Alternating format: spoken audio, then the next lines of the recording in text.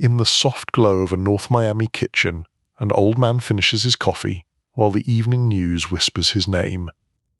This is the calm, uneasy story of Santo Trafficante Junior, the quiet boss who moved from cigar smoke in Tampa to casino lights in Havana, and then into the shadows of history itself. Settle in, breathe slow, and follow the silent paths where crime, politics, and rumor drift together like smoke in the dark. Chapter 1. Silent Tides over Tampa. By the time the sun slid behind the low line of North Miami apartments, Santo Trafficante Junior had already finished his coffee and most of his patience with the evening news. The television glowed in the corner of the small kitchen, washing the room in a pale blue light that made the linoleum look colder than it really was. Some commentator droned about scandal and reform, about new faces promising to clean things up. Santo listened with half an ear, the way a man listens to a car he no longer owns. It might make an interesting sound, but it was no longer his problem. On the table in front of him lay an ashtray, a neat pack of cigarettes, and a single thin folder. The folder looked harmless, like something from an old office, just paper and staples. Inside, though, there were timelines and clipped articles, names that had followed him for most of his life. Tampa, Havana. Those strange years when people from very proper offices wanted to talk about unofficial work. He did not open the folder.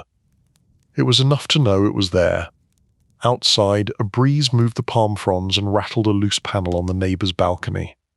A car pulled into a parking space, headlights sweeping across the kitchen window before switching off.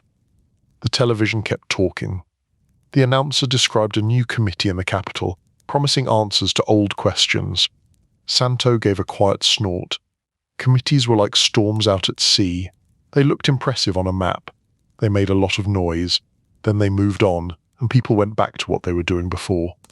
He reached for the pack of cigarettes, thought better of it, and folded his hands instead. His fingers had grown thinner over the years, the skin marked by small scars and the pale spots that come with age.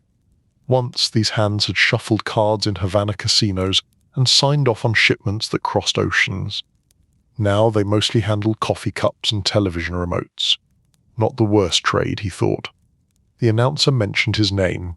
Loudly, not as the main attraction, but there it was, slipped into a sentence like a seasoning. A Florida figure, long suspected of this and that. There were a few familiar phrases: alleged, reported, believed to be. The language of people who wanted to say everything and prove nothing. Santo exhaled slowly through his nose. He was used to it. A quiet man became a canvas, and everyone wanted to paint their favorite story on him. His gaze drifted away from the screen to the small framed photograph on the wall. Ybor City, long ago. A narrow street under strings of lights, people standing outside a cafe, cigars in their hands, shadows pooling in the doorways. Somewhere outside the frame, a younger version of him had been running errands, trying not to look too curious. The kettle on the stove gave a soft hiss, steam beginning to rise. Santo stood up, joints complaining only a little, and crossed the kitchen at an unhurried pace. He filled his cup again, dark coffee with a touch of sugar, and stood for a moment by the window while it cooled. North Miami at dusk was its own kind of picture. The pastel buildings, the glow of pool lights, the hum of distant traffic. People who knew his name lived just a few miles away, and yet they passed their evenings without thinking of him. Watching game shows, arguing about who should take out the trash, falling asleep in front of late-night movies. He liked that. Let them have their peace. He had taken his chances long ago. Santo carried the cup back to the table and sat down again. This time he did open the folder.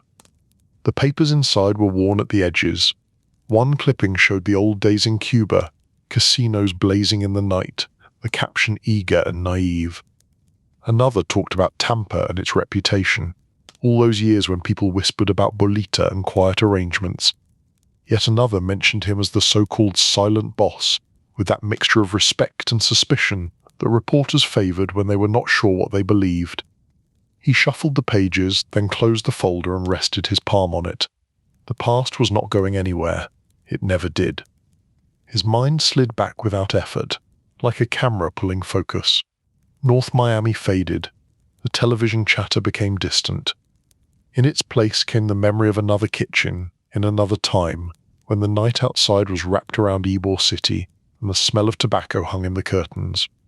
In those days, streetlights in Tampa made long golden pools on the pavement, and the air carried a mix of coffee, cigars, and rain that never quite arrived.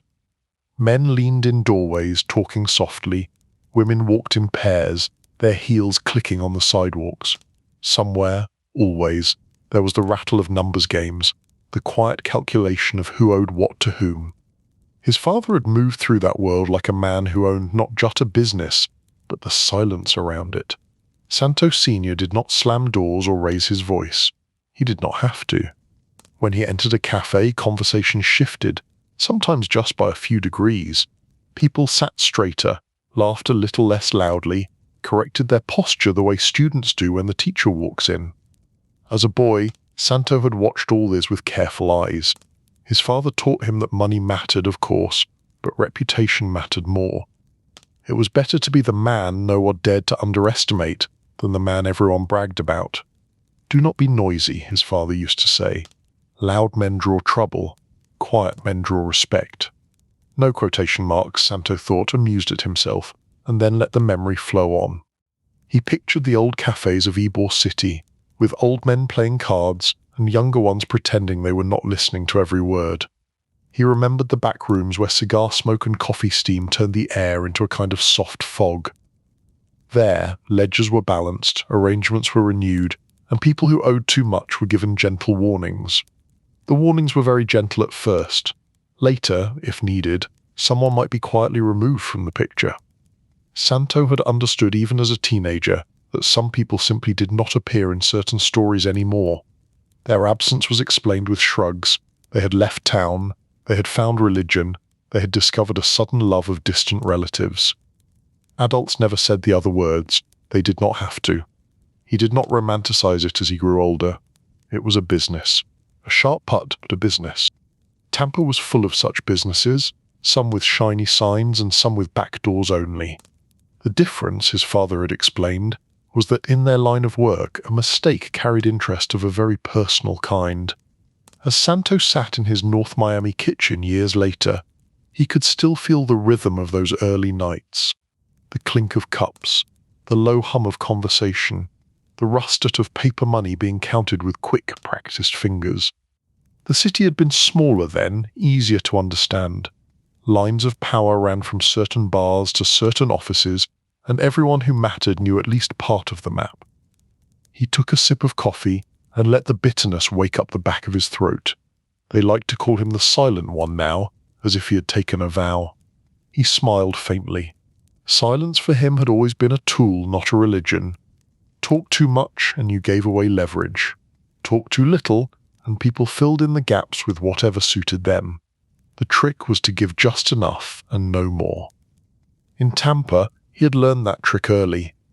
Ybor City was a teacher that did not hand out written tests. It graded you in real time. Stay calm, stay polite, remember who owed what, and the city would mostly treat you well. Forget yourself, and the same streets that had smiled at you last week would watch you walk into a problem you could not walk back out of. He remembered watching the older men in the cafes, how they sat with their backs to the wall, their eyes on the door. It had seemed dramatic when he was young. Later he understood that it was just a kind of insurance. You cannot control who comes through the door, but you can make sure you see them coming. The television in the North Miami kitchen shifted to a commercial. Santo barely noticed. His mind was already moving further along the path, from Ybor nights to boat rides across the water, and the glow of Havana rising out of the dark sea. He did not linger on that yet. There would be time for Cuba, for casinos and meetings and promises that had come wrapped in official paper. For now he was content to sit between past and present, a man in late evening, listening to the chorus of his own memory. The folder under his hand held the public version of his life, the one written by reporters, committees, and gossip. The real version, the one that mattered to him, lived in these quiet moments, in the remembered streets of Tampa, in the smell of his father's suit after a long night at the cafe, in the sound of distant music spill out of doorways while numbers changed hands and men tried not to look over their shoulders too often. Outside, the last light faded from the sky. A single star appeared, blurred by the distant haze of city glow. Somewhere, a siren called briefly and then fell silent. Santo closed the folder, turned down the volume on the television until the announcer's voice became a harmless murmur, and folded his hands again. He had learned long ago that the world could do what it wanted. Revolutions could rise and fall, committees could gather under bright lights, people could say his name with whatever tone they preferred. In the end, a man had only a few things he could truly control: how he spoke, how he kept his word, how he handled silence. In North Miami, the night moved in, soft and patient. Santo's eyelids grew heavier. The coffee had gone lukewarm. The photograph of Ybor City on the wall watched over him like an old postcard from a life that still breathed inside him. The tides that had carried him from Tampa to Havana and back again were quiet now, rolling beneath the surface. But they were still they, waiting for anyone who cared to listen. Chapter 2: Cigar City Beginnings. Long before North Miami kitchens and congressional questions, there was a boy in Ybor City who spoke 2 languages and understood that the grown-ups had at least 3 more: Spanish for home, English for school and official things, and a third, silent language made of glances, shrugs, and words that never reached the paper. Santo had grown up in a neighborhood where the air smelled of roasting coffee and fresh cigars.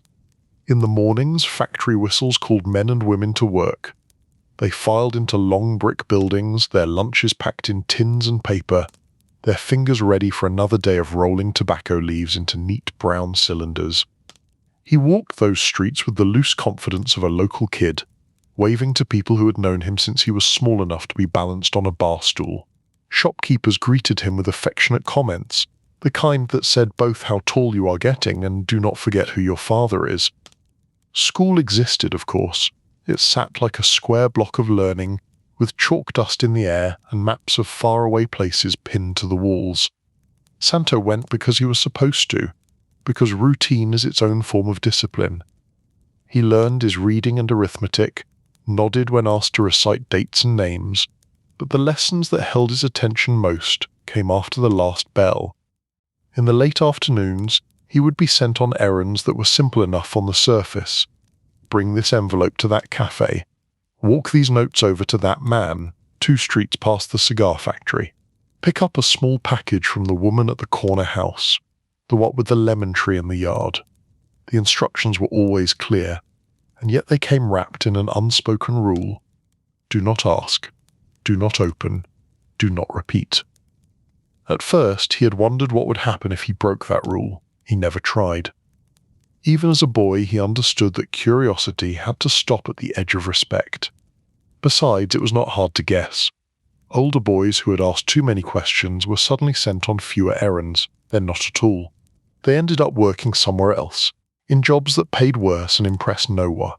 His father, Santo Sr., watched all this with the calm of a man who had already made his choices long ago. He was a presence more than a sound. When he did speak, people listened, not because he shouted, but because he did not waste words. At dinner, he would ask about Santo's day. The boy would give the usual answers. School was fine, the errands were done, no trouble. If anything unusual had happened, it would be mentioned in the same tone as the weather. A man had seemed nervous. A car had been parked too long near the cafe. Someone had asked a few too many friendly questions. His father would nod, his face thoughtful. Sometimes he would say, "Good, you noticed." Sometimes he would say nothing at all, just file away the information like a note in a ledger. In Ybor City, the boy learned that power did not always look like a pistol or a shouting match. Often it looked like someone sitting quietly at a corner table, sipping coffee, listening more than talking. People came to that table with problems. They left with instructions. The problems usually went away. The adult world, as he saw it, ran on small favors and careful debts. A man who needed a short loan for his shop might find that an envelope appeared on his counter was slow afternoon, delivered by a polite boy who did not stay long enough to talk. That man would repay the money, of course. He would also remember who had helped him when the banks had said no. Ybor City itself had a rhythm. Cigar workers finished their shifts and spilled into the streets laughing and complaining. Children ran between legs and street corners, chasing each other, trading marbles and rumors. Police officers walked their beats with an air of weary tolerance, nodding to certain doorways and studiously ignoring others. Santo noticed which cafes the officers favored. He noticed that in some places they paid for their coffee, and in others the cups seemed always to arrive as if by magic. He understood without anyone spelling it out that this was part of how the city stayed calm. People in uniform and people in suits had their own arrangements. His father did not invite him into the deepest conversations. That would come later. But he let the boy sit at the edge of the room, quietly, as long as he behaved. Santo would nurse a small soda or coffee and listen as men discussed numbers that were not written on any tax forms. They spoke of bolita games, of how many bets had come in that week, of which neighborhoods were playing heavy and which had gone quiet. The boy learned to do math in his head faster than any chalkboard quiz. He also learned that there had been a time before his, a time the older men called the bad years. When someone mentioned those days, the mood in the room shifted. Voices dropped. Eyes went distant. Stories were told in careful phrases. In those bad years, men had not just disappeared quietly from the story. They had been removed with a sharpness that left stains on the city's memory. Rival groups had clashed in streets and alleys, and Tampa had earned the kind of reputation that made polite society wrinkle its nose while secretly wanting every detail. By the time Santo came of age, the worst of that period had already cooled. His father and a few others had worked to replace open chaos with something more organized, more predictable. It was safer for business that way. It was also easier to sleep at night when the city was not constantly echoing with sirens. Still, the stories floated around like ghost smoke. They were reminders of what happened when rules were ignored, when agreements were broken, when people forgot the value of quiet.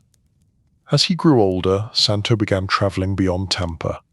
At first, the trips were small, a journey to another Florida town to meet a contact at a restaurant, a ride along with his father to sit in on a discussion with men from out of state. The first time he went to New York, the city felt like a louder cousin of everything he already knew. The buildings climbed higher, the air felt colder, and the traffic seemed determined to prove some point about who could honk the longest. Yet when he sat down in a certain restaurant back room, after a maze of corridors and polite nods, he recognized the same type of faces he knew from home. Men who measured their words carefully, men who kept their backs to the wall without making a show of it, men who believed that respect, once lost, was harder to regain than money. Dinners in New York were longer, the food richer, the conversation more layered. Jokes traveled from table to table like test balloons. Some landed softly, some were ignored. Business was discussed in circles, never straight lines. Santo watched and listened, filing away voices and gestures. He understood that his Tampa family was part of a larger network, a loose corporation that stretched from one coast to the other, joined by invisible wires of money and obligation. He also saw the differences. In New York, it was easier to feel anonymous among the crowds. In Tampa, everyone knew your business, or at least thought they did. Ybor City was a village with city habits. New York was a city pretending not to be a collection of villages. Back home, his father began to bring him closer to the center of things. The errands changed from simple deliveries to more serious tasks. He would sit in on meetings, not at the edge of the room anymore, but at the table, quietly keeping track of who said what. Afterward, his father would ask his opinion. "What did you notice about that man?" he might say. Santo would answer. He would mention how one man had acted confident but kept checking the door, how another had bragged about his profits a little too loudly, how a third had said he did not care about money, which usually meant he cared more than anyone. His father listened, nodding slowly. Sometimes he would correct his son. More often, he would simply say, "You are learning." Outside the cafes and back rooms, the world went on. Tampa politicians gave speeches about clean government. Newspapers printed stories about reform and crackdowns. Yet certain cafes stayed busy, and certain men kept their tables. The city, like anyone who needs to get through the month, learned to balance its conscience with its budget. Santo moved through it all with an air of quiet observation. He grew more serious, more controlled. He learned that anger was a luxury best avoided. If something bothered him, he filed it away until the right time to address it. If someone tried to provoke him, he let the comment slide past with a faint smile. At night, walking home along the streets of Ybor City, he would listen to the sounds of the neighborhood.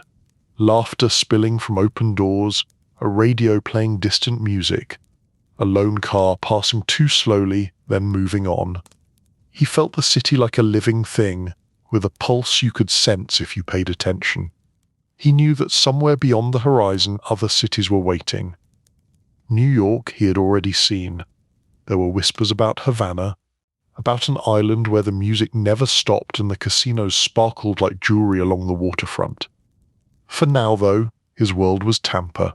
The brick buildings, the cigar smoke, the cafes where his father's name carried weight. The lessons were simple, but not easy. Remember who helped you and who tried to use you. Speak little, listen much.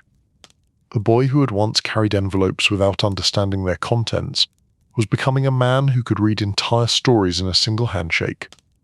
Years later, when he sat at a kitchen table in North Miami, folders in front of him, and reporters saying his name on television, he would still think back to those Tampa evenings, to the way his father had moved through a room without raising his voice, to the way men had fallen in line, not because of fear alone, but because order suited them better than the chaos that had come before. In the quiet spaces of memory, Ybor City remained forever in twilight. The street lights always just turning on, the workers always just getting off shift, the cafes always half full of regulars who knew exactly when to laugh and when to lower their voices. It was there, in that Cigar City beginning, that Santo Trafficante Junior first learned how to live between what people said and what they meant, a skill that would carry him far from those narrow streets, and then, eventually. Chapter 3. The Road to Havana. The first time Santo Trafficante Junior saw the lights of Havana rising out of the dark, he thought the city looked like someone had spilled a jewelry box along the edge of the sea. The boat rocked gently under his feet, the night air warm and heavy with salt. Behind him lay Tampa and Ybor City, those streets of brick and tobacco. Ahead of him a different kind of promise waited, bright and humming. He stood at the railing, coat collar turned up against the wind, and tried not to look too much like a tourist. On the deck nearby, men in suits played cards with the patience of travelers who knew that the real business would start only after they reached the shore. Someone laughed too loudly. Someone else shushed him. Santo watched the glow of the harbour grow larger. He already knew the numbers, at least on Payford. He knew how much money a good night at the tables could pull in, how much went to the house, how much went to partners, how much to those in uniform who like their share in cash rather than compliments. But numbers on paper were one thing. A city full of music and chants was another. His father had sent him ahead this time, a sign of trust, and a test rolled into one. The elder Trafficante had dealings on the island already, quiet arrangements that mixed Tampa experience with Cuban opportunity. Now the son was to see it for himself, and show he could move comfortably in this larger room. When the boat finally eased into the harbour and the gangway dropped, the scent of Havana hit him in layers. Sea salt, exhaust from trucks on the dock, cooking from nearby stalls, a faint hint of rum that seemed to live in the air itself. Voices rose and fell in Spanish and English, with other languages woven through like threads. Customs officials in crisp uniforms watched the flow of passengers. Some were checked more closely than others. Santo stepped forward with the calm of a man who had nothing to hide and nothing to confess. His papers were in order. His smile was polite but not eager. He knew that the trick was to be memorable for the right reasons, or not memorable at all. A few questions, a stamp, a nod, then he was through. A car waited for him beyond the gate, a dark sedan with a driver whose eyes flicked quickly over Santo and then back to the road. They exchanged simple greetings, nothing more. Names did not always need repeating when everyone already knew who everyone else was. As they drove through the city, Santo watched Havana roll past the window.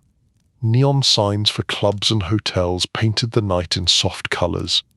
On some corners, musicians played for small crowds, the notes of guitar and trumpet spill into the street. Couples walked arm in arm. Taxi drivers argued with each other in good-natured bursts. The driver nodded toward a cluster of bright buildings near the waterfront. Casinos, he said. Good for business. Santo smiled faintly. Good for some people's business, he replied. The car turned up a wide avenue lined with palm trees and slowing traffic. Men in tailored suits and women in elegant dresses stepped from cabs and private cars, drawn toward the same few glittering spots. Havana, at that moment in history, was trying on the role of playground for the well-connected and the well-funded. Inside one of those bright buildings, the Sans Souci Cabaret, the air trembled with music and conversation. The floor show danced under hot lights. The bar glowed with bottles. Roulette wheels spun with a soft clatter that could put a careful listener into a kind of trance. Santo walked through the entrance with the ease of someone who had done his homework. He knew who technically owned the place, who truly controlled it, and who simply thought they did. He knew that a friendly nod offered to the right floor manager could open doors, and that a single careless comment could close them. He moved slowly along the edge of the gaming floor, eyes open and expression relaxed. A man like him did not need to throw dice to test his luck. He was already gambling simply by being here. At a side table, a couple from the States laughed loudly as they watched the spinning wheel. Their drinks were strong, their sunburn freshly earned. They looked like people who believed that everything in life was simply another vacation if you had enough money. A few steps away, a smaller table held men who sat straighter and spoke more quietly. These were the ones who mattered. Their suits were better, their watches less flashy, their eyes taking in more than they revealed. In a private room upstairs, he met with partners, hosts, and managers. The discussions were about percentages and schedules, about how the money moved in neat flows from the tables to the count rooms and then outward to those whose names never appeared in any brochure. Santo listened more than he spoke. When he did speak, his comments were precise, his questions efficient. He did not pretend to know what he did not know. Havana had its own history, its own rhythms. You did not walk into another man's city and start giving orders. You learned the lay of the land, then you moved your pieces. By the time he made his third or fourth trip to the island, he no longer needed to be escorted through every introduction. Staff greeted him by name, in Spanish and English. Dealers and floormen knew that the quiet Tampa visitor had more say than he advertised. Word traveled, as it always did. At night, when the shows ended and the tables began to thin, Santo would sometimes stand near the bar and watch the last players cling to their hopes. Some left smiling, pockets heavier. Others walked out with their shoulders a little lower, promising themselves that next time would be different. He saw in all of them the same hunger, the same belief that the next spin, the next card, the next risk would fix everything. In his world, the next risk might involve more than a lost chip. The relationship between Havana and the men from the States was not built only on glittering nights.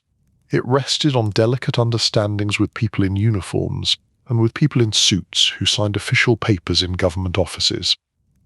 The Batista regime had its own needs, its own willingness to look kindly on certain businesses, as long as the right envelopes were delivered with the right amount of respect. For Santo, these arrangements were familiar in principle, but larger in scale. The sums were greater, the attention more intense. He navigated it with the same rule his father had taught him in Tampa. Keep your word, keep your ledger straight. Do not confuse luck with strategy. As the years moved on, his role grew. Trips between Tampa and Havana became routine. He moved between the cigar smoke of Ybor cafes and the polished floors of Cuban casinos as if stepping between rooms in the same house. Then the house changed. When his father fell ill, the balance of everything shifted. Back in Tampa, the elder Trafficante had been the anchor of the family, the one who kept all the threads from tangling. He had contacts ranging from local officials to distant partners, and he handled each with a kind of quiet courtesy that disguised how much calculation stood behind every handshake. In hospital corridors and at a bedside that smelled of medicine instead of coffee and tobacco, Santo faced a new kind of tension. There were no roulette wheels here, no neon lights, no music to soften the moment. Just the slow tick of a clock and the unspoken question of what would happen when the older man was gone. They did not need to say much to each other. Years of shared work and quiet conversations had already passed everything essential from father to son. Still, there were final instructions. A few names to remember. A few warnings about who smiled too quickly or agreed too easily. When his father finally slipped away, the loss pressed on Santo in two directions. One, simple and human, was the grief of a son who had just lost the man who had guided him through every major decision. The other was the weight of stepping fully into a role he had been preparing for his entire life. No official ceremony marked the change. There were no speeches, no banners. In their world, power often changed hands with nothing more than a nod across a table, an understand shared among those who mattered. In Tampa, some eyes turned to him to see whether he would stumble. He did not. In Havana, others watched to see whether the young man from Ybor could maintain the agreements his father had honored. He did. He traveled back to the island again, now not just as an envoy but as the head of the family, responsible for decisions that could shift the flow of money across an ocean. The Cuban hosts greeted him with respectful sympathy, then moved on quickly to business. The casinos did not pause for anyone's grief. On a balcony overlooking Havana that evening, he stood alone as the wind tugged gently at his jacket. The city spread out below, scattered with electric light. Somewhere a band played for tourists. Somewhere else men argued about politics they did not fully understand. He was not a philosopher. He did not stand there pondering the meaning of life. He thought instead of ledgers, routes, staff, partners, and risk. He thought of how to protect what his father had built, how to keep his people working, how to stay useful to those whose cooperation made everything possible. Behind him, through the open doors, the soft sound of cards and chips continued. The game never truly stopped. Santo took a breath, tasted sea salt and distant exhaust, and let his mind settle. He had grown from the boy running errands through Ybor City into a man moving between nations. The path had not been simple, but it had been steady. For now, Havana welcomed him. The Sans Souci and other places like it remained open, their doors receiving a steady flow of guests who believed that luck would favor them tonight. For now, the music played on, the dice rolled, the wheels spun, and the money flowed. He knew, however, that nothing stayed still forever. Somewhere beyond the bright circle of casino light, forces were gathering in the hills and in the cities, forces that looked at the glittering waterfront not as a marvel but as a symbol of what they wanted to change. Santo did what he had always done. He listened. He watched. He prepared as best he could, knowing that even a careful man could not control the weather. The road to Havana had opened wide for him. It would not always remain so smooth. Chapter 4. Sunshine and Storm Clouds in Havana. On a warm evening during the Ba'athista years, Havana felt like a city determined to forget that morning would ever come. The sky over the Malecon held onto the last blush of sunset as long as it could, while below, the streets grew brighter with each passing minute. Cars rolled by in a slow procession, horns calling out in short, friendly bursts. Laughter spilled from open doorways. Inside the Sans Souci, the air was cool from hidden fans and heavy with perfume and tobacco. The band on stage moved through a set of songs so smooth that guests barely noticed where ut ended and the next began. Dancers curved and twirled under the lights, their sequins catching flashes of colour. At the bar, steadier than any of the bottles behind it, stood the business of the house. Floormen checked the tables. Dealers kept their eyes on cards and chips. Managers tracked the flow of money with the calm attention of surgeons. Santo Trafficante Junior moved through this world like a quiet conductor. He did not bark orders, he did not need to. A raised eyebrow here, a small nod there, and the staff adjusted in subtle ways that kept the night running smoothly. He had an eye for small problems before they grew big. a player who was drinking too quickly and losing faster than he could afford, a dealer whose hands had grown just a bit too nervous, a tourist who looked ready to complain loudly about bad luck in a place where bad luck was supposed to be glamorous. A few calm words, a gentle suggestion, and things settled. Drinks were replaced, a break was offered, a complimentary show ticket appeared as if by magic. The Batista government liked places like the Sans Souci. They brought in money, not only from the tables but from the flow of tourists who needed somewhere to go after the sun went down. They also brought in other kinds of returns, delivered in envelopes and quiet accounts, the kind that made certain officials look the other way when lorries of supplies moved through the docks at odd hours. Santo understood this balance. He had seen similar arrangements back in Tampa, though on a smaller scale. In Havana, everything was written in larger letters and brighter colours, but the grammar was the same. Keep the money moving, keep the peace, make sure the right people felt acknowledged, and the wrong people never had a reason to look too closely. Some nights he would remain on the casino floor until nearly dawn, then step out into the pale light of early morning with his jacket over his arm and his tie loosened. The city looked different at that hour. Delivery trucks rattled along roads that had seen limousines only a few hours earlier. Street sweepers collected the night's leftovers. The air cooled, and for a brief time Havana seemed like an ordinary place where people simply tried to earn a living. But even then, he could feel the pressure building beyond the bright zones. Rumours came in waves, a raid in the countryside, a speech broadcast from a secret location. A photograph of a bearded man in fatigues passed hand to hand like a relic.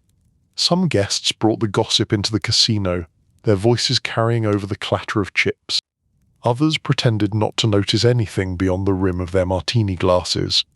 Santo listened, as he always did. Taxi drivers usually knew more than half the politicians in any city, and he made a point of talking with them, offering fair tips and respect. They spoke of roadblocks, of young men heading into the hills, of friends who had decided that the old ways had gone too far. He did not see himself as a revolutionary or a reactionary. He saw himself as someone whose work depended on stability. Change, especially fast change, tended to sweep away the kind of long-standing agreements that made his world possible. So he watched the signs as a sailor watches clouds. Inside the casino, the band kept playing. The foreign guests kept arriving, drawn by brochures promising excitement and luxury just 90 miles from the coast of the States. Few of them paid attention to the music of the speeches rising in the mountains. They were here to forget about their own cities, not to worry about this. For a while, it seemed possible that the storm might stay far away. Governments had faced uprisings before. Regimes had survived worse. The island, with its charm and its vices, felt like it had been doing this dance forever. Then, quickly and slowly all at once, things changed. There came a night when the news spread through Havana not as rumour but as fact. Batista had left. Power was shifting. The bearded fighters were not only in the hills anymore, they were moving toward the capital, toward the very streets where tourists still sipped drinks and dealers still shuffled cards. In the Sans Souci, the change arrived first as a feeling. Staff members glanced more often at the doors. Players who followed the news grew restless. Managers spent more time on the telephones in back offices. Santo stood in met of those offices, the air stale from too many cigarettes and too much worry. Maps lay on the table. Radios crackled with reports, some confirmed, some not. Calls came from Tampa, from other cities, from associates who wanted to know whether they should stay invested or get out while they still could. There was no easy answer. He knew that the new forces were not likely to view the casinos as charming ornaments. To them, these places represented something sour at the heart of the old order, a sign that the island's riches served a few while many had little. In the days that followed, scenes that would have felt unthinkable a year earlier unfolded in quick succession. Soldiers, not the usual kind, appeared near properties once considered untouchable. Some staff members vanished from their posts, choosing uncertainty elsewhere over certainty here. Others tried to hold on, hoping that their jobs might survive a change in flag. Santo tried to manage an orderly retreat, if retreat was truly possible. Records had to be moved or destroyed. Cash reserves had to be protected or written off as lost. Staff who had been loyal for years needed guidance about whether to stay or go. Through it all, he kept his voice even and his face calm. Panic never solved anything, and frightened people made mistakes. Eventually, the change in power became complete enough that staying was no longer an option. The new government did not want managers from Tampa and New York running casinos in Havana. They had other plans for those buildings and for the money that flowed through them. For Santo, the end of the Cuban chapter came with more confusion than drama. He was detained, questioned, looked at as a symbol of a past the new rulers wanted to erase.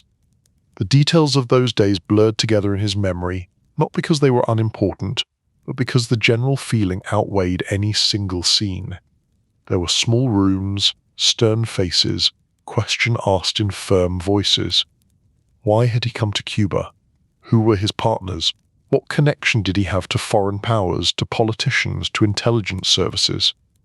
He answered carefully, not too much, not too little. He understood that in such moments your words could weigh more than the sum of your past deeds. In the end, they decided not to keep him. They sent him out instead. Expelled, a polite word for being told that your chapter in this story was finished, whether you agreed or not. At the airport, as he waited for a flight that would take him away from the island he had helped turn into a gambling hub, Santo watched other exiles gather in weary knots. Businessmen, families, minor officials, workers who had once relied on the casinos for their pay. They carried suitcases, children, and expressions of disbelief. Some cursed the new rulers under their breath. Some cursed the old ones. Many simply looked stunned, as if they had awakened from a vivid dream to find the room rearranged.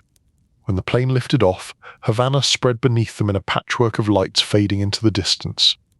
Santo looked down, not in dramatic farewell, but with the practical eyes of a man measuring loss. Investments gone, routes disrupted, contacts now living under a very different sky. He thought of the nights at the Sans Souci, of the music and the careful sound of chips. He thought of conversations in side rooms, plans drawn up on paper that had seemed so solid. He thought of the path that had led him from Ybor City to this moment, and how quickly fortune could turn. Back in Florida, the sun still shone almost every day. But for Santo, the light felt different now, a bit harsher, as if reflecting off the empty space where Havana prophets used to stand. He returned to Tampa and to Miami, to the familiar cafes and the newer apartments, carrying with him not only the memory of what had been built and lost, but also a quiet resolve. The world had reminded him of its oldest rules. No empire, no matter how smooth the band or bright the neon, was permanent. In the evenings, as he sat once more in Florida kitchens and restaurants, planning new ventures and repairing old lines, he could still hear the echo of Cuban music in his mind. Havana had given him years of opportunity and had taken it back in a handful of months. The sunshine of those casino nights had been real. So had the storm clouds that followed. He had endured both. Exile, Miami nights, and new games.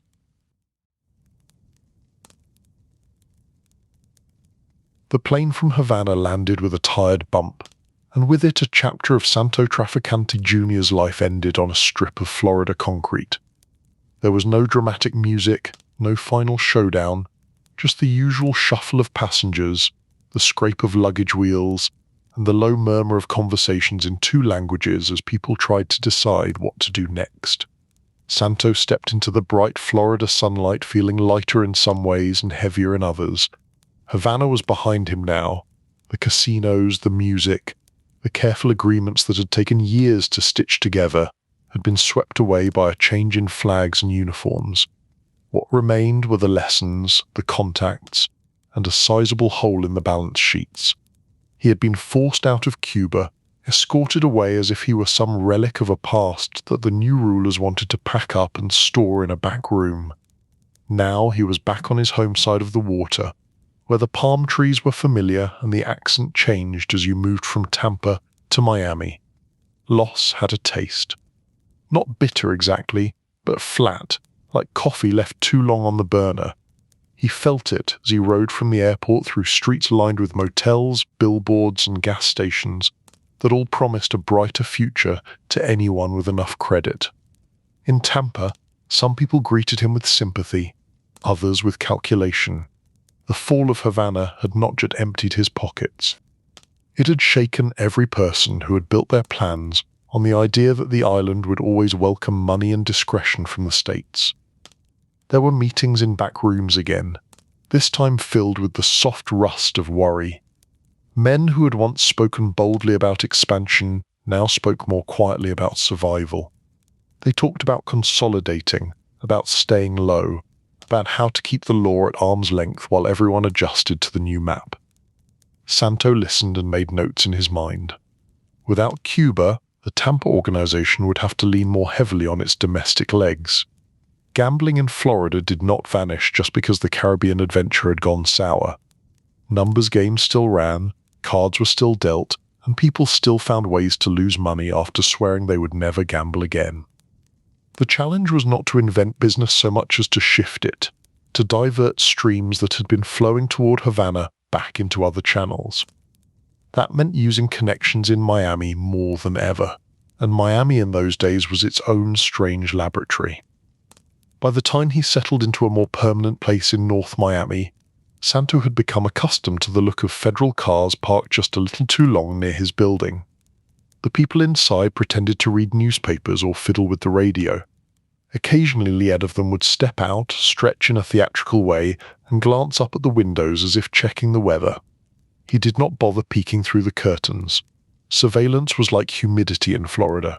You could pretend it was not there, but your shirt still stuck to your back. Federal agents were not the only ones watching. Local police, state investigators, even ambitious reporters wanted their own piece of the Trafficante puzzle. Each hoped they would be the one to pin down the quiet man from Tampa, to turn rumors into a clean narrative with names, dates, and satisfying conclusions. Santo denied them the satisfaction by continuing to be exactly what he had always been: polite, reserved, careful. He spent his days in ordinary ways that were not actually ordinary at all. Meetings at restaurants, short drives to small offices, conversations that mixed talk of restaurants, vending machines, and construction with more subtle references to things that never appeared in contracts. In Miami, he moved among small businessmen who owned bars, lounges, and social clubs. Many of them were from Cuba, carrying their own stories of being uprooted. They understood something about starting over and about the importance of having friends when the ground shifted. At a quiet table in men's such club, with a fan turning lazily overhead and a radio playing soft music in the corner, Santos spoke with a former Havana employee now trying to keep a small lounge afloat in Exile. The man worried about rent, about licenses, about lingering loyalties to the old island. Santo reminded him that his customers were no longer tourists in silk shirts. They were neighbors and fellow exiles who needed a place to forget their worries for a few hours. If the music was good and the drinks were fair, the money would follow. He offered guidance, and where it made sense he offered more direct help, not because he was suddenly a charity, but because every thriving place created opportunities. A busy lounge could host card games, quiet introductions, and the kind of conversations that kept a network alive. Miami in those years felt like a city rehearsing for a future it had not fully imagined yet. High-rise buildings climbed slowly into the sky. Motels glowing in pastel colors lined the beach roads. The ocean kept rolling in, indifferent to human dreams. At night, Santo would sometimes drive along the causeways, the windows down, the wind carrying the scent of salt and exhaust. He thought about Havana, about the way its waterfront had glittered. Miami's lights were different but carried their own promise. If the island was gone as a business center, Florida itself was still very much open. It was during this period of rebuilding, of adjusting to life after Cuba, that new kinds of proposals began to drift his way. They did not come from the usual business partners or from the politicians who understood the value of a quiet man with quiet solutions. They came from people linked one way or another to offices in Washington, the sort with flags out front and very long titles on the doors. The first contact was indirect, the way such things usually were. A man from out of town asked for a conversation. The meeting took place in a hotel suite with heavy drapes and a view of the water. The stranger spoke in a polished tone, the kind you heard from people who were used to giving briefings. He mentioned Cuba in a particular way, focusing on the new government there, on its ties to other foreign powers, on the frustration of those who felt the island had slipped into unfriendly hands. Santo listened, his face unreadable. The visitor then hinted that there were people in the intelligence world who were exploring options, as he put it. Options that involved changing the leadership in Havana once again. To do that, they might need assistance from people who knew the island well and who understood how to operate outside normal channels. He did not use agency names, he did not have to. The meaning was clear. The idea that official people paid by the government, might wish to work with men like Santo was not entirely new. History had seen stranger alliances when mutual interests lined up. Still, there was something almost absurd about the scene. A hotel suite. A man in a carefully pressed suit. An invitation to help arrange that a foreign leader might be gently removed from the script. Santo responded the way he often did. He asked questions. How serious were these officials? How high did this go? What guarantees existed that his own organization would not be the first to take the blame if the plan went wrong? The answers were smoothly delivered but not entirely satisfying. Support would be ample, the visitor said. Everyone involved would share the risk. The cause, he added with a touch of righteous fervor, was nothing less than the security of the hemisphere. If Santo had been a more theatrical man, he might have laughed. Instead, he thought about it in practical terms. He had reasons to dislike the new rulers in Havana. They had taken a very profitable chapter of his life and slammed it shut. On the other hand, working with official agencies to try to unseat a foreign leader was not the sort of project you could casually chalk up as just another casino investment. He left the meeting with no firm commitment, only an agreement to keep talking. As always, he kept his options open. Word of these approaches reached others in his circle. Names like Johnny Roselli and Sam from Chicago moved in the same orbit, men who knew how to handle delicate tasks and who had their own histories with the island. Conversations multiplied, some in hotel suites, some in quiet houses, some in restaurants where the waiter knew better than to hover too close. There were discussions of methods that sounded like the plot of an overexcited novel. Poison here, a staged accident there, schemes involving pills, syringes, and imaginative forms of delivery. The intelligence people seemed almost eager to brainstorm, as if they had discovered a new game. Santo kept his tone level.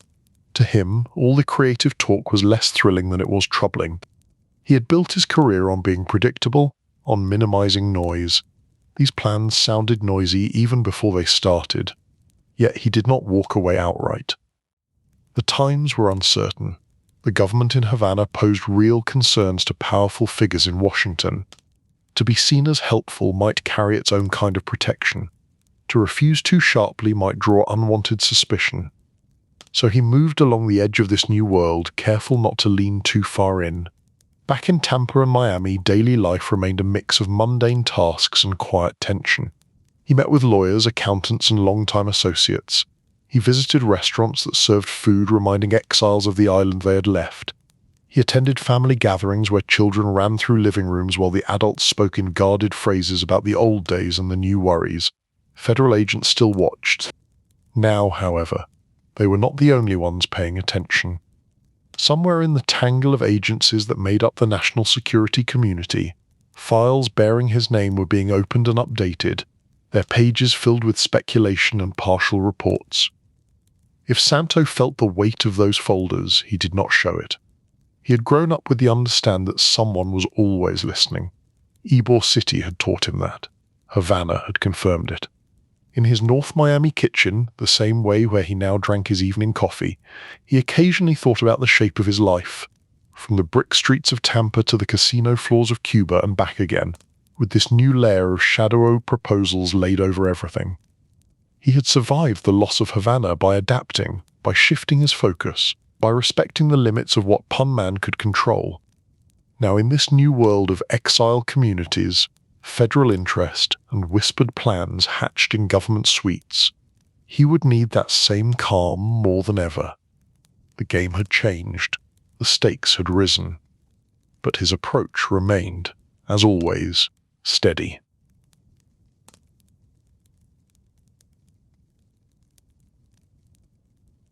Chapter 6. Plots in the Shadows. The hotel room where they met had the sort of bland elegance that tried very hard to be forgettable. Neutral walls, heavy curtains, a view of water that could have been any bay or harbour in the country. A fruit basket sat untouched on a corner table, its grapes slowly drying in the air conditioning. Santo Trafficante Junior sat in an armchair near the window, his posture relaxed, his eyes anything but. Across from him, on a sofa that seemed designed never to be truly comfortable, sat a man who called himself a consultant. The consultant spoke fluent official language without ever stating plainly who paid his salary. He talked about national security, strategic interests, and the problem of Havana. He did not say intelligence service, but it hovered just behind his teeth. He explained again that there were highly placed individuals who believed the new Cuban leader posed a serious threat. They were exploring unconventional options. They respected, he said, the experience of men like Santo and his associates, who understood both the island and the more discreet skills of their trade. Santo listened, giving little away. The consultant outlined an idea after another. There could be contacts inside Cuba who might be willing to act if incentivized. There could be materials provided, substances that might be slipped into food or drink. There were even more eccentric suggestions, involving objects that could be tampered with in ways that sounded more like a magician's trick than a serious operation. Every plan came wrapped in phrases like plausible deniability and national interest. For Santo, it all distilled to a simple question. What are you really asking me to do, and how exposed will my people be if it fails? The consultant promised protections. He promised that no one would be left hanging if things went wrong. His smile suggested a confidence that might have reassured a younger man. Santo was not a younger man. He had seen what happened when governments changed direction. Alliances that seemed firm could dissolve overnight. A man who had been useful on Monday could be disavowed on Friday if that suited the headlines. So he kept his answers cautious. He knew people in Cuba, he said. Some of them might be willing to work against the new leadership. But any plan would need to be realistic, not something dreamed up in a conference room by men who had never set foot in Havana. Over the next months he met more than once with various intermediaries. Some were polished, some rough around the edges. Names like Johnny, the smooth-talking figure linked to the West Coast, and Sam, from the Midwestern city of deep dish and long shadows, drifted in and out of the arrangements. Each had their own reasons to dislike the Cuban leader. Each had their own fears about getting too close to official projects. The tone of their meetings was oddly calm, considering what they discussed. They sipped coffee, sometimes stronger drinks, and spoke in low voices about how people had been removed from the stage in the past. It was not as if the underworld had never seen a leader taken out of the story before. The difference here was the invitation from the other side of the law. The irony was not lost on anyone. For years government men had chased them, tried to tear down their operations, painted them as enemies of society. Now some in those same circles wanted to hire them for a task too sensitive to place on official letterhead. Jokes were made, dry ones. Someone suggested they send invoices. Another wondered who would get the medal if this plan somehow worked. Underneath the sarcasm lay a steady undercurrent of unease. In rooms far from the public eye, materials appeared. Pills, powders, substances described in careful scientific terms. They were supposed to be tasteless, odorless, perfectly effective, a modern solution to an old problem. Santo held one of the small containers between two fingers at one point, feeling its weight. It did not look like much. A few grains, a few drops, that was all it would take, the man presenting it said with a strange hint of pride. He thought of how many times he had watched tourists in Havana laughing over their cocktails, convinced that the only danger in their glass was the morning after. It was one thing to deal with rivals in the world he knew, where everyone understood the risks. It was another thing entirely to involve unofficial substances in official schemes directed at a head of state. He set the container down and told the man to keep it safe. Nothing would be decided that day. As ideas multiplied, practical obstacles appeared. Getting close to the target was no simple matter. Security around the Cuban leader tightened as the revolution settled into power. People who might once have been tempted to betray him now felt the weight of new loyalties, or the fear of harsh punishment. Some contacts inside Cuba backed away, sensing that the winds were changing too fast. Others vanished from communication altogether. Messages that once traveled along familiar paths began to bounce back or disappear into silence. In Florida and elsewhere in the States, those involved in the planning started to realize that this was not a simple side project. It required coordination among agencies, politicians, and underworld figures who did not naturally trust each other. That level of cooperation is difficult under the best circumstances. In the fog of secrecy, it became almost comical. A date would be proposed, then cancelled. A route for a courier would be agreed upon, then suddenly deemed insecure. A promised payment would be delayed by some bureaucracy that did not officially exist. Santo watched the whole thing with increasing skepticism. To his eye, what had begun as a supposedly sharp operation now resembled a badly managed enterprise, one in which the left hand barely knew what the right hand intended. He thought of his father in Tampa, of the way the elder Trafficante had insisted on clean lines of responsibility. You knew who owed what, who answered to whom, and what would happen if someone failed. In this strange collaboration with parts of the government, those lines blurred. No one wanted to be the one to sign their name to anything. During the quiet moment alone in his North Miami apartment, he poured himself a drink and sat by the window, watching the lights of the city reflect on the surface of a nearby canal. He thought about the men in suits who had pitched these plans with such confidence. He wondered where they would be if disaster struck. Probably in another office, explaining that things had gone beyond their control. He did not like betting on people who refused to own their risk. Gradually he stepped back. He let calls go unanswered a little longer. He gave non-committal replies when asked for updates. Without ever making a noisy announcement, he began to remove himself from the center of the effort. The plans, already fragile, started to sag. Other players remained involved for a time, but the momentum drained away. The Cuban leader did not fall. Whatever had been plotted in hotel rooms and safe houses dissolved into rumors, partial stories, and classified reports that would sleep in government archives for years. For Santo, this chapter became just another layer of shadow around his name. He was aware that if anyone ever pulled on the thread, they might find mentions of him in the notes of committees and investigators. That awareness did not frighten him so much as it annoyed him. He preferred his own choices to be the ones that defined him, not the half-baked projects of officials who thought they understood the world he came from. In the meantime, he kept doing what he knew best. He managed his affairs in Florida, staying as far as possible from any further experiments involving governments and secret operations. He let others chase glory or revenge. His focus returned to numbers games, business fronts, and keeping peace within his own sphere. Federal investigators, of course, did not lose interest. In fact, the whispers of these aborted plots only made his name more intriguing to them. Over the years, as inquiries into Cuba and its foes multiplied, his file thickened. Committees would later want to ask him about what he had done and what he had refused to do. For now, though, those bright lights were still in the future. In the evenings, he went back to his rhythms: coffee in the kitchen, occasional dinners at quiet restaurants, drives along the causeways where the city lights shivered on the water. Sometimes, as he watched the waves roll in and out, he thought about the strange dance he had been invited to join. Men from respectable offices had sought out the help of men like him, believing they could borrow underworld efficiency for a cleaner world. What they had discovered instead was that chaos and secrecy did not always produce tidy outcomes. Santo had walked close to the edge of that experiment, and then, with his usual instinct for survival, stepped back. Others might argue for years about who had done what, about how far the plans had gone. He left them to their arguments.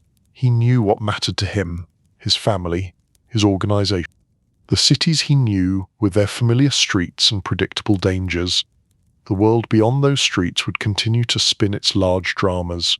Revolutions, crises, confrontations between nations.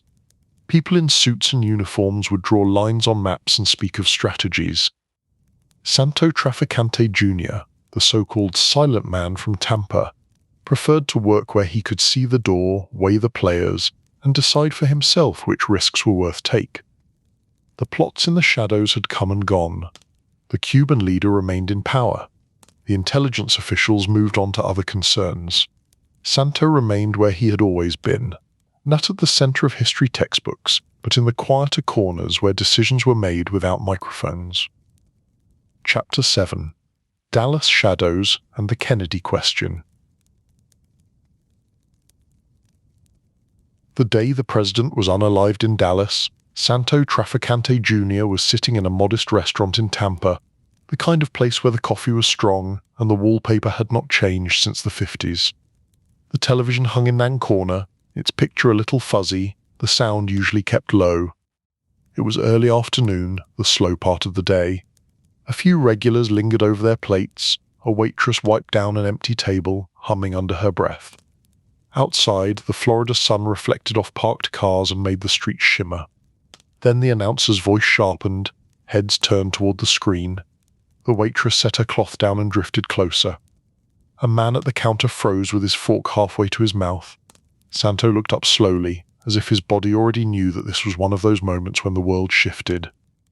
The report came in fragments. The president had been shot. Details unclear. The motorcade had been moving through downtown Dallas. More information to come. The room fell into a hush, broken only by the clink of a spoon against a cup. Even the cook stepped out from the kitchen, apron still on, wiping his hands and frowning at the television. Santo watched the screen, his face unreadable. In his line of work, he had long grown used to the idea that important people sometimes left the stage abruptly. Rivals, bosses, politicians. But a president of the United States being struck down in broad daylight live on national news felt different. It felt like the country itself had been jolted. As the announcer repeated the story with new fragments added, the restaurant seemed to hold its breath. Someone muttered a short prayer under his breath. The waitress shook her head slowly, her eyes damp. Santo's reaction, outwardly, was simple. He set his coffee cup down, folded his hands, and kept watching. Inwardly, his mind began to move in careful circles. A president unalived in such a public way meant investigations, anger, confusion. It meant questions flooding every corner of public life, from city halls to tiny police stations. It meant that men who had never attracted much attention before might suddenly find their names being dragged into theories they had nothing to do with. He knew enough about history to understand that when something this shocking happened, people would look for patterns, for villains, for stories that made more sense than the idea that a single man with a gun and a grievance could change the world. By the time the television confirmed that the president had died, the small restaurant felt like a church between services. People sat in silence, staring at the screen, then at each other, as if expecting someone to stand up and explain it all. No one did. Later that day, Santo drove quietly through Tampa. Flags in front of public buildings slid down to half-staff. The usual noise of the city seemed muted, as if even the traffic was respecting the shock. In homes and bars, in offices and cafes, televisions and radios repeated the same stunned words. In his own house, he sat with family members who watched the news with wet eyes and whispered arguments about what kind of world their children were growing up in. For once, no one talked about business. No one cared which cafes were busy or which numbers had hit in the games the night before. They talked about the president's children, about the young widow now standing under a weight few could imagine. They talked about how fragile everything suddenly felt. In the days that followed, as the accused shooter was taken into custody and then himself unalived on live television, the whole story took on a feverish, unreal quality. It seemed impossible that so many dramatic events could unfold in such a short time, in front of cameras, with the whole country watching. Rumors were born faster than facts could steady themselves. In barbershops and waiting rooms, in factories and offices, people whispered theories that leaped from the accused man in Dallas to Cuba, to anti-Castro activists, to organized crime, to foreign powers. Santo heard these whispers the way a man hears thunder in the distance. He knew one of the names floating just beneath the surface in some of these theories was his own. Not because there was evidence, because his life intersected with some of the lines people liked to draw on their maps. He had been connected to Cuba. He had known men from New Orleans and other cities, men whose names would later be spoken in the same breath as the word conspiracy. He had been approached by people linked in one way or another to intelligence projects. You put all that together, and you had the ingredients for stories, whether those stories were true or not. In Tampa, a few people who knew him well gave him sympathetic looks, as if to say that they understood what might be coming. Reporters liked characters, and the quiet man from Ybor City made an excellent shadow in the background of their tales. For a time, though, life went on without his name appearing in the headlines. The government focused on the official story, on the accused man and his background. Families mourned. The country tried to steady itself. Years passed. New issues rose and fell. Wars overseas, protests in streets, elections and scandals and reforms. Only later, when the first official stories began to fray around the edges in the public imagination, did attention swing back toward the possibility that the Dallas tragedy had not been the work of one man alone. Books started to appear, written by journalists and self-styled investigators. They drew diagrams connecting Dallas, New Orleans, Miami, and Havana. They mentioned names that had once passed through the Havana casino scene, through the world of anti-Castro plots, through the halls of organized crime. One of those names was his.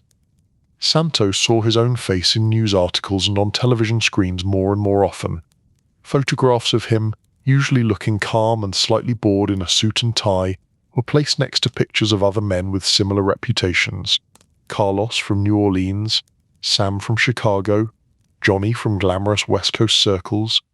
Some authors spoke with certainty about meetings that had taken place, with the kind of confidence that suggested they had been personally standing in the room, even though they had not. According to them, the quiet man from Tampa had sat in smoke-filled gatherings where plans to unalive the president were discussed. He was said to have offered opinions, to have expressed feelings about the Kennedy brothers, about their pursuit of organized crime, about the way they had squeezed Havana and its friends. Santo, when asked directly, denied any such involvement. He did so consistently, in private conversations and in legal settings. To his mind, the idea that he would participate in a plan to unalive the President of the United States was not only dangerous but disastrously foolish. It was one thing to navigate the sharp margins of the underworld. It was another to invite the full fury of a nation by striking at its leader. Still, denials rarely make as exciting a story as allegations. Investigations grew more serious. Committees in Washington reviewed thick folders filled with statements, reports, and third-hand accounts. Former agents and informants gave testimony that sometimes contradicted itself within a paragraph. From time to time, Santo was summoned to talk. In windowless rooms he sat across from government lawyers, their ties neat, their question precise. They asked him about New Orleans, about Louisiana roadhouses, about whispered claims that he had once expressed relief after the president's death. He listened, his face composed, and replied in the same measured tone he had used his entire life. No, he had not been part of any such scheme. No, he had not expressed joy over the assassination. No, he had never ordered or approved any attempt to harm the president. He understood that some people would never believe him. Once a person became a symbol, the truth of his own thoughts mattered less than what others needed him to represent. At night, back home in Florida, he watched news segments about the latest theories like a man watching a play in which he had been cast without his consent. Commentators spoke his name with a mix of awe and suspicion. They quoted unnamed sources who insisted that he had been in this meeting or that house, that he had said this or that line. None of them had actually sat with him in a Tampa cafe 30 years earlier, watching him quietly measure a room. None had listened to his father explain how dangerous it was to allow personal feelings to drive business decisions. They saw a name connected to Cuba, to organized crime, to New Orleans Company, and they saw a perfect puzzle piece. As the years passed into the 1970s, the national hunger for answers about Dallas did not fade. If anything, it grew. Documentary makers and senators alike wanted to be the ones to finally lay the matter to rest. This would eventually bring Santo to the bright lights of Congress, to testify in front of cameras and lawmakers whose question carried all the weight of a country still looking for closure. But before those hearings there were quieter days. In Tampa, he continued to show up at familiar spots. The old Ybor City had lost some of its cigar smoke charm, replaced by newer businesses and changing demographics, but certain cafes still held echoes of the past. He would sit at a corner table, drink his coffee, and watch younger men behave as if they were the first to discover that the city had shadows. When they looked his way, their expressions mixed curiosity and caution. They had heard legends. They were not sure how much of them were true. To some, he was a relic of a time when things were simpler in their complexity. To others, he was a key to the greatest mystery of their age, the man who might hold the secret that would finally answer all the questions about Dallas. He knew better. Life, in his experience, rarely arranged itself into neat stories. It muddled and overlapped and left gaps that people filled with their own fears and hopes. Still, he understood why they wanted answers. He too had watched that day in Tampa when the news broke, feeling the same chill that ran through the rest of the country. He remembered the waitress clutching her cloth, the man at the counter frozen mid-bite, the cook standing in the doorway, apron dusty with flour. In that moment, no one had been thinking about conspiracies. They had been thinking only that the world had just become a little more uncertain. The fact that his name would later be threaded into that uncertainty, sometimes fairly, often not, was part of the strange cost of the life he had chosen. He had built an existence in the margins, dealing in shadows and understandings. Now, when the nation looked into its darkest questions, it saw his silhouette and could not resist drawing him in. He faced it the way he faced most things, calmly, with measured words, with an understand that in a world hungry for simple villains, silence might be the only defense he had left. Chapter 8. The Silent Dawn in Late Sunlight. By the time the 1970s settled over Tampa, the city felt like an old photograph that someone had tried to color by hand. The outlines were still there, but the shades had shifted. Cigar factories that once clattered with workers now stood partially quiet. New businesses moved in, bringing different crowds, different music, different smells. Yet if you walked the streets of Ybor City at certain hours, you could still feel the beat of the old rhythm beneath the new layers. A couple of cafes survived almost untouched, their counters worn smooth by decades of elbows, their coffee as dark and strong as ever. It was in these places that Santo Trafficante Junior sometimes appeared, not as the young apprentice or middle-aged operator he once had been, but as an older man with careful steps and a face that carried the fine lines of too many late nights. He would take his accustomed corner seat, one that allowed a clear view of the door and most of the room. The staff knew his habits: coffee first, little sugar, a quiet nodding greeting, nothing more. Younger men watched him from the edges. Some belonged to the newer generation of the underworld, raised on stories of Cuba and Dallas and congressional hearings. To them, he was a living link to a time when deals were negotiated over espresso, and when a single nod from the right man could change a career. Others were simply local regulars who had grown used to seeing this calm figure holding court without actually holding court. If they listened, they would not hear dramatic tales. Santo did not spend his afternoons bragging. His conversations were low and practical. He discussed family matters, business logistics, the price of property, the health of old friends.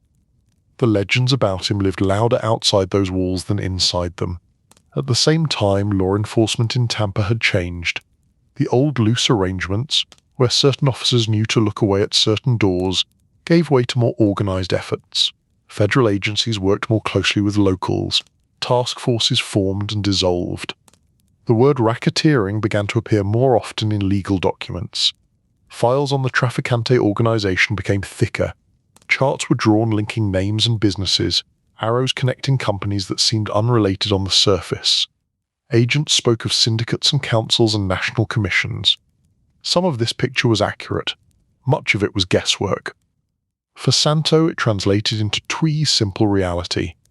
The margin for error shrank. Where once a mistake might have been handled inside the shadows, now it risked becoming a headline. He adapted the way he always had. He streamlined operations, reduced exposure, trimmed away ventures that drew too much attention. He encouraged people under him to stay disciplined, reminding them that foolish pride or flashy displays would draw the kind of gaze they did not want. Despite these efforts, the law kept coming. Trials became a recurring feature of his later life. In one city or another, charges were brought: conspiracy, gambling violations, other allegations carrying long formal names. In courtrooms, he sat at defense tables under bright lights that were very different from casino bulbs. Reporters filled the benches, their notebooks ready. Sketch artists captured his expression over and over, always aiming for that elusive hint of guilt or fear. They rarely found it. Santo treated court like just another room where business had to be conducted carefully. He wore conservative suits. He listened closely. He conferred quietly with his lawyers, whose job it was to argue the finer points of the charges. The prosecutors worked hard to present him as the mastermind behind webs of illegality. They paraded witnesses, some of them former associates seeking leniency, others government agents who had spent years piecing together fragments of evidence. The picture they painted was dramatic, almost theatrical. There was talk of hidden counsels, coded messages, secret meetings at odd hours. It was the sort of narrative that fit neatly into crime dramas on television. The defense, in turn, reminded jurors that allegations were not proof, that informants sometimes told the stories their handlers wanted to hear, that complex diagrams did not always reflect reality. Santo himself said very little. When he did take the stand, in those rare instances when strategy demanded it, he answered questions calmly and cautiously, never volunteering more than necessary. More often, his lawyers spoke for him, as they were paid to do. Some trials ended in acquittal.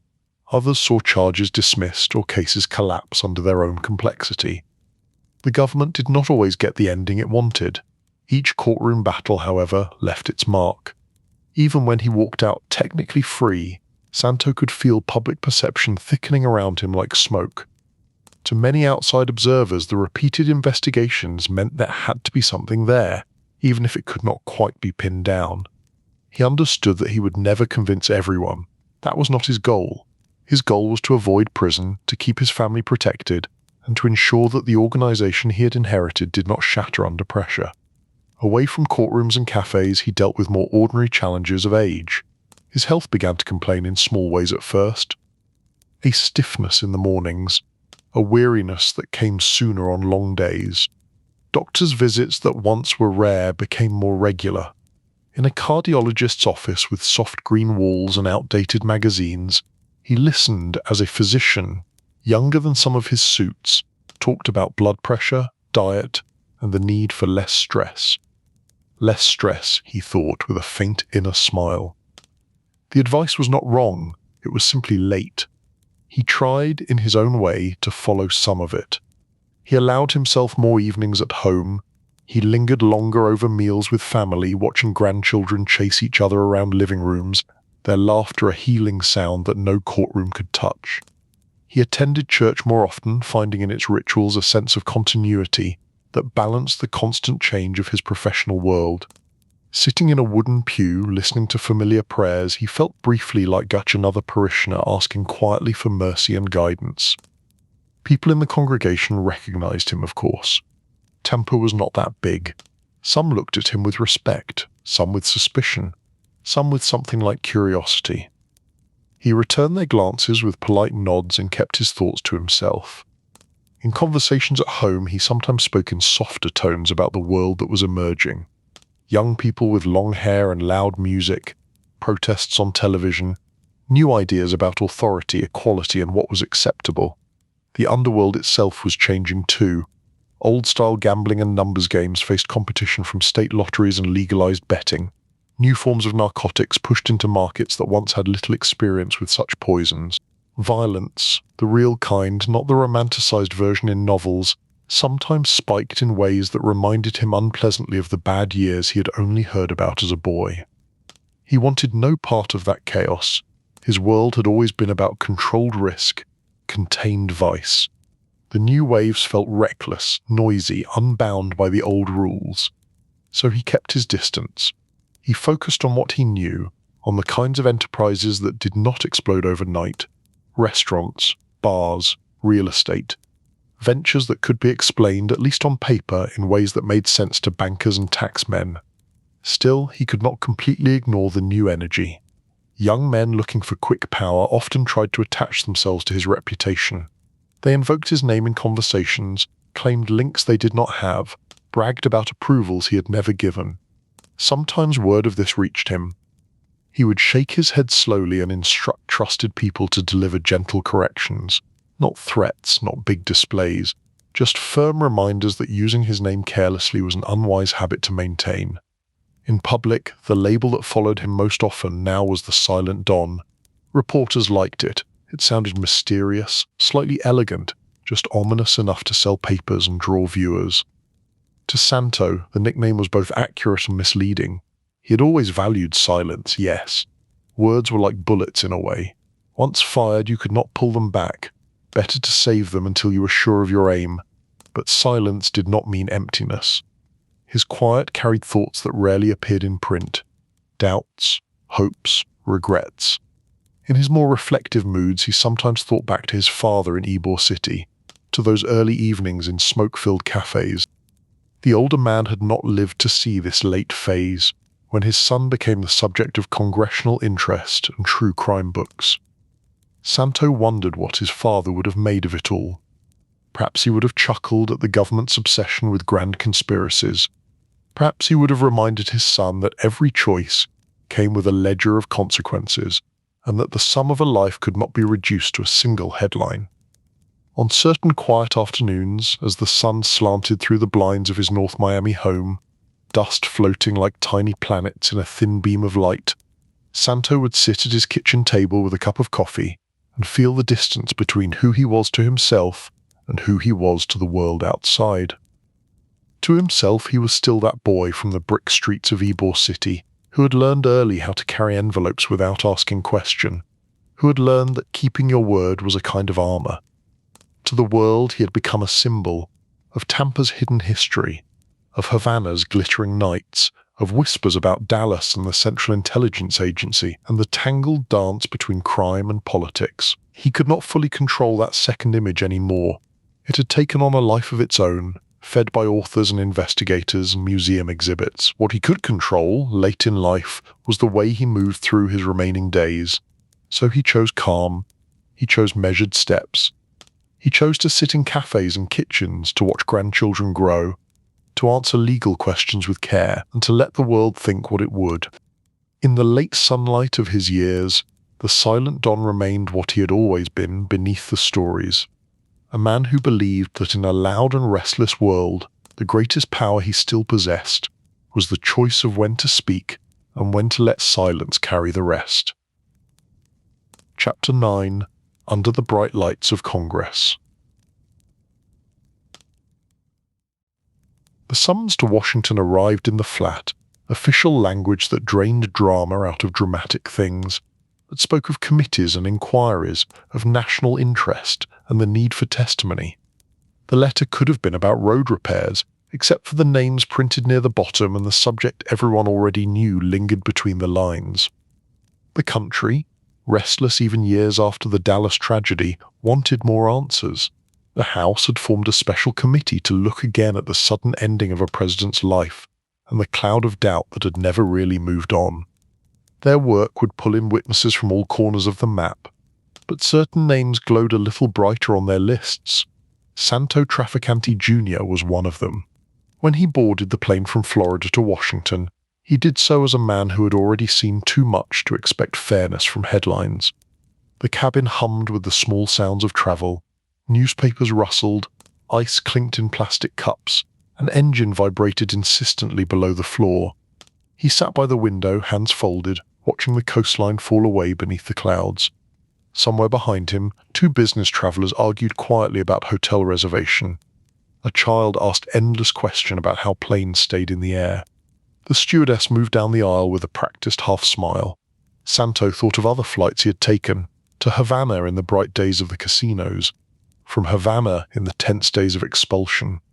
Those trips had been about money and opportunity. This one was about memory and suspicion.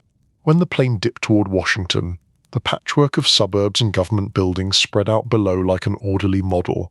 Straight streets, geometric parks, a city built to look rational even when the human stories inside it were anything but.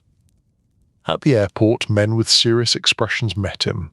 Some were clearly law enforcement, their posture betraying years of training. Others were staffers holding clipboards and talking into phones with the quick, low intensity of people who lived on schedules. Cars carried him past the monuments and marble fronts that tourists came to photograph. The Capitol dome gleamed against a pale sky. Flags flapped in a steady breeze. From the outside, Washington looked timeless, as if the buildings themselves guaranteed that everything done inside must be wise. Santo knew better. The hearing room where he would appear had been polished for the cameras. Rows of microphones waited on the long table where committee members sat, their nameplates neatly aligned. Behind them, staffers shuffled papers and checked notes, making sure no one would be caught without the statistics or quotes needed for a sharp question. In the gallery, reporters arranged themselves like hunters waiting near a watering hole. Some sorted their notepads and checked their recorders, others simply watched the room hoping to catch a telling glance or gesture that could become a line in tomorrow's story. When Santo entered, escorted to the witness table, a few heads turned more sharply. The photographers, already primed, lifted their cameras. Flashbulbs popped in rapid bursts, freezing his image again and again. He moved with the same measured pace he used walking into a cafe back in Tampa, one foot in front of the other, breathing steady, face neutral. There were people who wanted to see fear in his expression. Others hoped to glimpse defiance. He showed neither. At the table, a clerk asked him to raise his right hand and swear to tell the truth. He did so, his voice calm, the words spoken without hesitation. He had repeated oaths before in different rooms under different charges. The procedure carried no mystery for him anymore. The committee chairman began with polite formalities: name, age, place of residence, a brief outline of his history that was anything but brief once the staffers finished reciting it, Tampa upbringing, Cuban ventures, alleged ties to figures from New Orleans and Chicago, investigations, trials, and acquittals lined up in a tidy list. It sounded to an untrained ear like the curriculum of a man whose life had been nothing but intrigue. To Santo, it was just the highlights someone else had chosen from a much longer story. Then the question turned toward Dallas. Did he know this man? The committee member asked, naming a New Orleans boss whose reputation had grown nearly as thick as Santo's own. Yes, he answered simply. Had he ever met with him in the months before the president was unalived? He paused just long enough to register the weight of the question, then replied.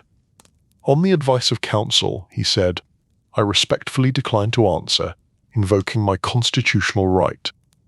The familiar phrase hung in the air, and pens scratched it down like a new lyric in a very old song. Again and again the pattern repeated. Did he attend a meeting at such and such a place? Did he ever express satisfaction at the news of the president's death? Did he know of plans, discussions, rumors that might indicate a wider arrangement behind the tragedy? Each time, after a brief consultation with the lawyer seated beside him, or after a quick internal calculation, he returned to the same shield. On the advice of counsel, I declined to answer. To some watching on television, it sounded like stubbornness, perhaps even arrogance. If he had nothing to hide, they argued in living rooms across the country, why not simply speak? To Santo, the choice was less dramatic. He had spent his life learning that any words spoken under official lights could be twisted, misheard, or used in ways the speaker never intended. His silence in that room was not a performance. It was a continuation of the strategy that had kept him free in the face of so many storms.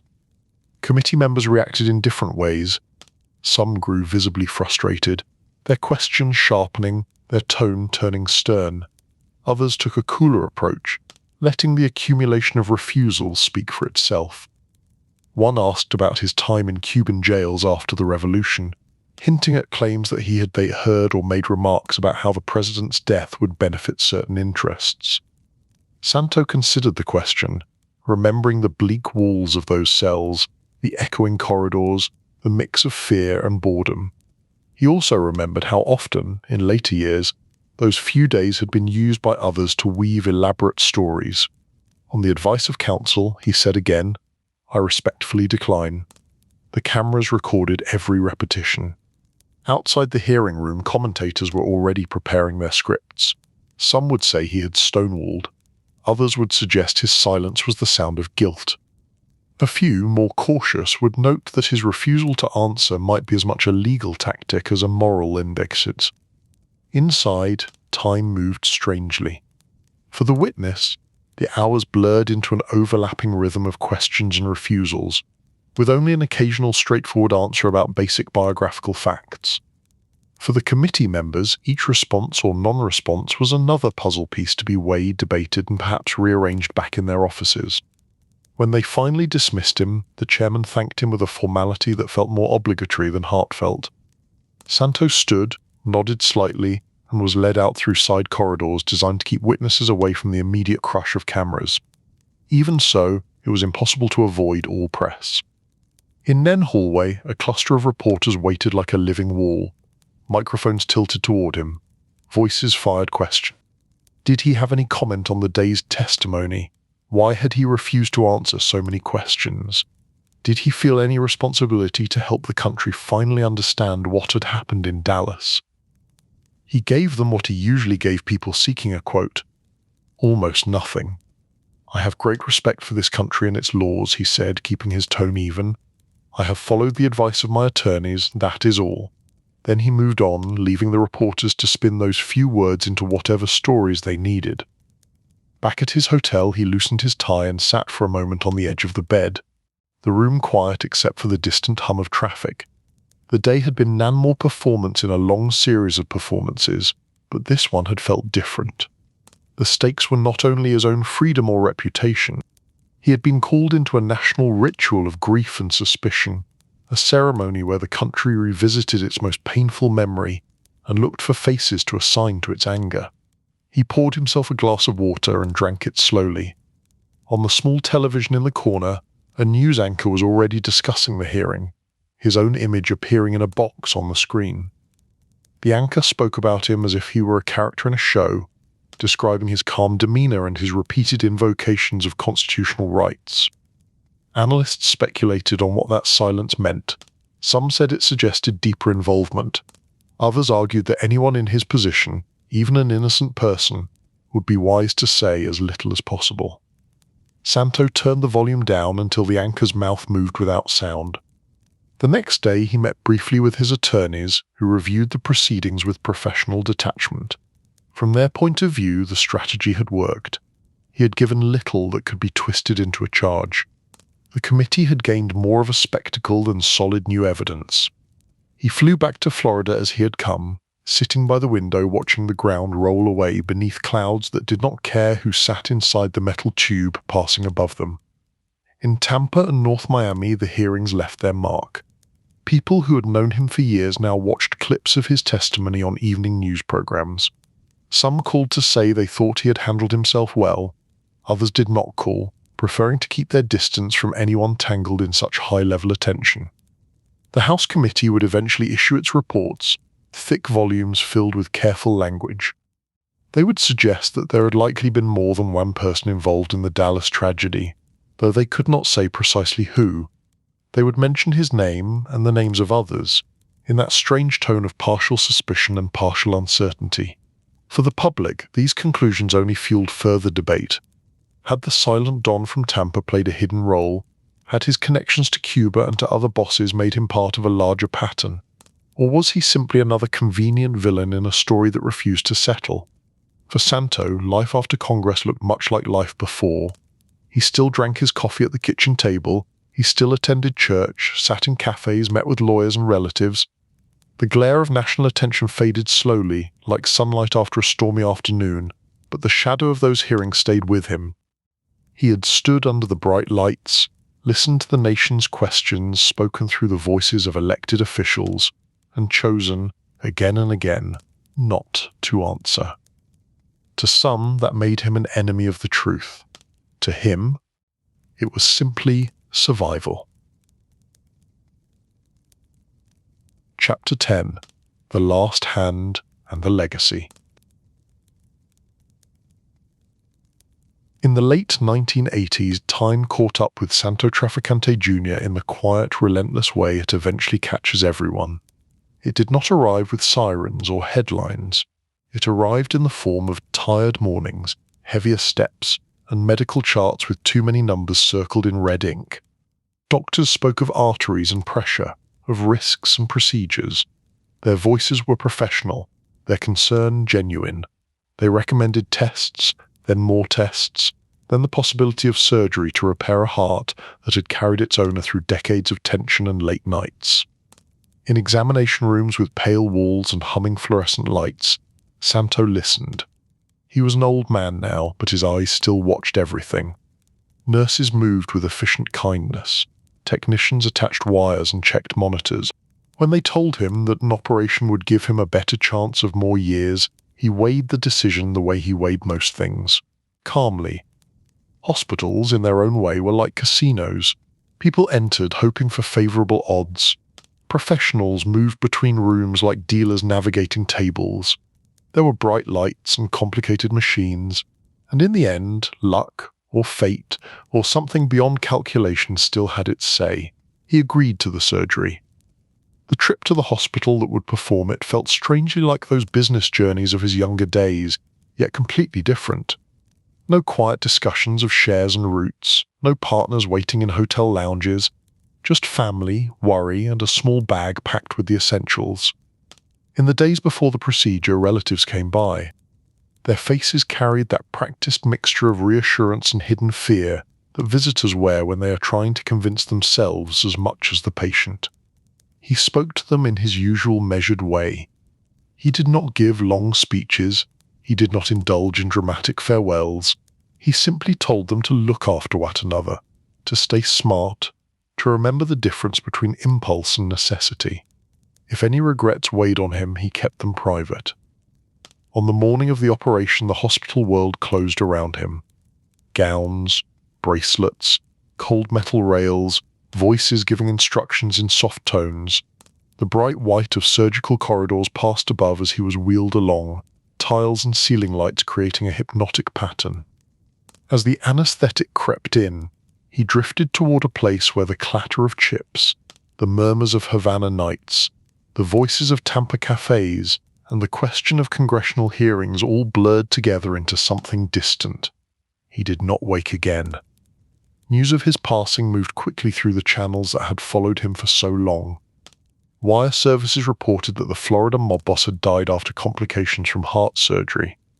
Newspapers reminded readers of his long history, from the cigar city of his youth to the Cuban casinos and the decades of speculation about his role in larger mysteries. Television anchors spoke his name in even tones, summarizing a life in a few lines before moving on to the next story.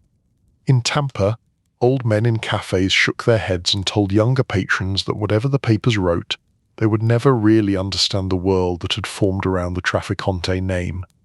Some spoke with admiration, others with criticism, many with that complicated mix of respect and unease, reserved for those who had lived close to danger without falling off the edge. In North Miami, neighbors noticed the quiet. The man who had once been such a central figure in whispered tales now left no more tire marks on the driveway, no more silhouettes at the kitchen window. His funeral drew a mix of people who might not otherwise have stood in the same place. Family, of course, dressed in black, their grief a private thing behind composed faces. Old associates from Tampa and Miami, some still active, some retired, all aware that the era represented by the man in the casket was fading fast. There were also law enforcement figures in the distance, watching with professional curiosity, and perhaps a few journalists who could not resist the chance to observe the final chapter of a story they had written about for years. The service itself was simple: prayers for mercy, words about forgiveness, references to a soul known fully only to the one who had created it. Whatever else he had been, Santo was, in that moment, just another man laid to rest by those who cared for him. After he was gone, Tampa continued to change. The city leaned more into its image as a destination for families and conventions, its waterfront redeveloped, its skyline slowly sharpening with new buildings. Ybor City became part historic district, part nightlife strip, its old brick walls now housing bars and clubs that played music Santo would never have recognized. Historians and curators began to organize their understanding of the city's underworld past. Exhibits appeared in museums, telling visitors about the long shadow of organized crime in Florida. The Trafficante family featured prominently, their story tied to gambling, bootlegging, and the intersection of immigrant communities, politics, and law enforcement. In Las Vegas and in institutions devoted to the history of organized crime, his name appeared on plaques and timelines. Visitors read about him in neat paragraphs, far removed from the messy reality of late-night meetings and coded conversations. Books multiplied. Some were careful, restrained, built on years of research and cross-checking. Others were looser, more eager to fill gaps with speculation. Together, they turned the man who had once been the quiet presence in a corner table into a character in the larger American saga of crime and power. For those who had known him personally, the transformation felt odd. To them, he had been the relative who advised with a measured voice, the boss who preferred calm to chaos, the man who considered silence a useful tool. To strangers, he became a symbol of an era when Tampa was more than beaches and sports teams, of a time when Havana's casinos glittered under foreign management, of the enduring belief that somewhere, in the shadows of Dallas and of government files, men like him had sat at tables where history was rearranged. Whether any of those beliefs were fully fair or not mattered less as the years went on. People needed stories. He fit conveniently into several. Yet beneath the myths, some simple truths remained. He had been shaped by Ybor City, by the smells of coffee and cigars, by a father who taught him that a man's word and a clear ledger mattered more than loud threats. He had managed to move from local operations to international ventures and back again, riding tides that had drowned others. He had chosen, again and again, to keep his thoughts largely his own, letting others talk while he listened. That habit had kept him alive and free long past the point when many of his contemporaries had fallen. It had also meant that when the country went look for answers to its deepest question, he remained a locked door. People could knock, pry, and speculate about what lay behind it, but he rarely opened it more than a crack. For some, that made him infuriating. For others, fascinating. In the end, Tyne did what committees and trials never fully could. It closed his story. But stories do not end just because the main character leaves the stage. They echo. In Tampa, tourists now stroll streets where men once whispered about numbers and shipments. They take photographs of restored buildings, stop in cafes that sell carefully crafted versions of the same strong coffee that fueled so many quiet deals. They may see a photo on a wall, a black and white image of a man in a suit, and skim the caption without fully absorbing it. In museums and books, his name appears as one among many in the long, complicated tale of organized crime in America. The silent Don, the Tampa boss, the man tied in rumor to everything from Havana schemes to Dallas secrets. At night, when the city finally settles under its blanket of humid air and soft streetlights, those echoes seem closer. The brick walls remember voices. The sidewalks remember footsteps. If you stand in a quiet corner of Ybor City at closing time, the clink of dishes and the last scraps of conversation fading, you might imagine for a moment that you see an older man sitting at a table, hands folded around a cup, watching the room without ever raising his voice. You might imagine him listening to the world argue about who he was and what he had done, a faint smile touching his lips as he chooses, one last time, not to answer. Because in the life of Santo Trafficante Junior, the greatest constant was not the swirl of scandal or the roll of dice. It was the belief that in a noisy world, power often belonged to those who knew when to speak and when to let silence carry its own kind of truth. And so the man is gone, but the question remains, drifting like cigar smoke through the halls of history, curling gently around the stories people tell about Tampa, about Havana, about Washington, and about the thin line between legend and fact.